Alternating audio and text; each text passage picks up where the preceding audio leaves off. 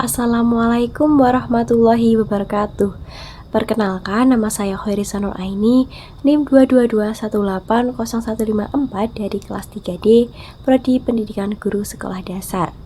Di sini saya akan menyampaikan tugas dari bimbingan konseling, yaitu tentang permasalahan yang dihadapi oleh peserta didik di sekolah dasar. Nah, di sini permasalahan yang akan saya bahas yaitu mengenai bullying.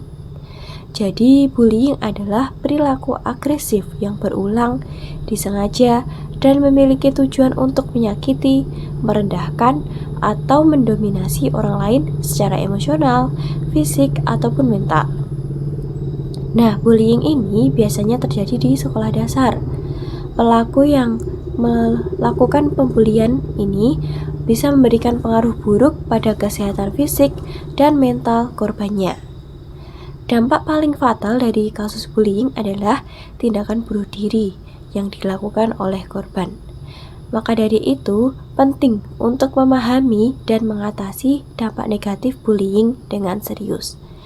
Apalagi kita sebagai calon pendidik harus paham terhadap masalah bullying ini.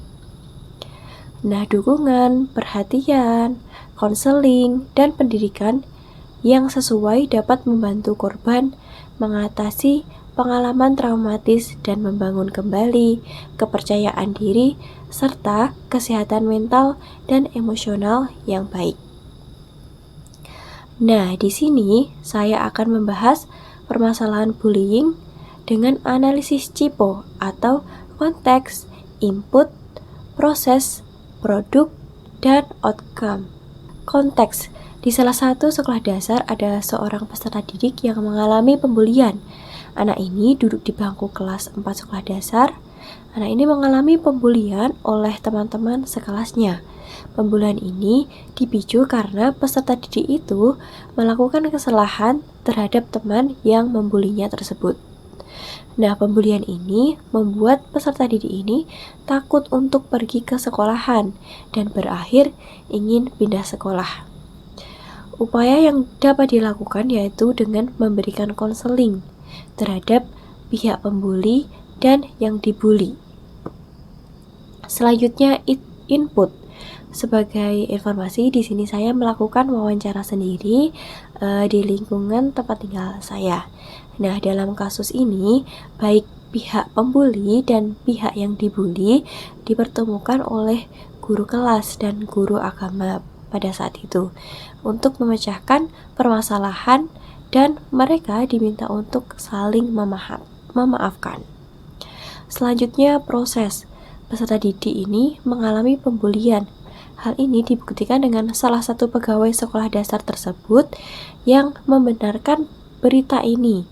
Nah, orang tua dari peserta didik yang dibuli itu tadi juga mengetahui jika anaknya mengalami pembulian. Hal ini dikarenakan anak yang dibuli itu menceritakan kepada orang tuanya menceritakan bahwa ia dibuli. Nah, dari pihak orang tua tentunya mereka melakukan penguatan mental terhadap anaknya dan terus memberikan dukungan agar anak itu tetap semangat untuk bersekolah. Upaya yang dilakukan oleh sekolahan terhadap siswa yang dibuli ini yaitu memberikan pengarahan dan dukungan. Apalagi saat ini ingin pindah sekolahan, pihak sekolah menghentikannya. Pihak sekolahan memberikan konseling dan memberikan kebebasan kepada anak yang dibuli tersebut untuk bercerita. Dan pada akhirnya pihak sekolahan mengetahui penyebab mengapa anak ini dibully. Nah, karena tidak patuh terhadap temannya. Sedangkan untuk siswa yang membuli diberikan konseling dan dinasihati agar tidak melakukan pembulian. Mereka juga dipertemukan untuk saling meminta maaf. Selanjutnya, produk. Tujuan bimbingan konseling terhadap kedua belah pihak yaitu di antara pembuli dan yang dibuli tadi dan dipertemukan mereka guna untuk memecahkan permasalahan mereka dan mengupayakan peserta didik tersebut dapat akur kembali Di sini peran orang tua juga sangat penting dalam memperbaiki mental anak yang dibully.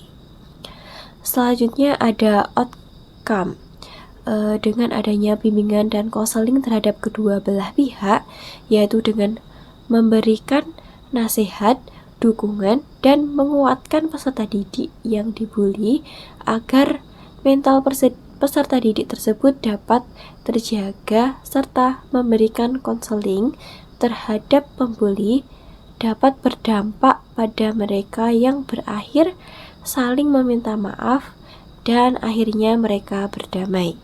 Jadi di sini bimbingan konseling yang dilakukan oleh pihak sekolahan dan orang tua berdampak baik.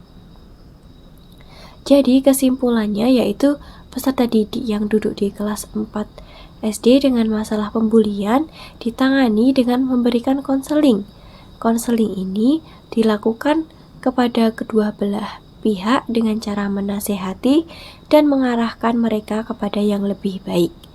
Cara ini berdampak kepada peserta didik tersebut karena dibuktikan dengan berdamainya kedua belah pihak dan peserta didik yang dibully tadi tidak jadi pindah sekolah. Sekian yang dapat saya sampaikan. Apabila banyak kesalahan kata dan perbuatan, saya meminta maaf sebesar-besarnya dan terima kasih atas perhatiannya. Wassalamualaikum warahmatullahi wabarakatuh.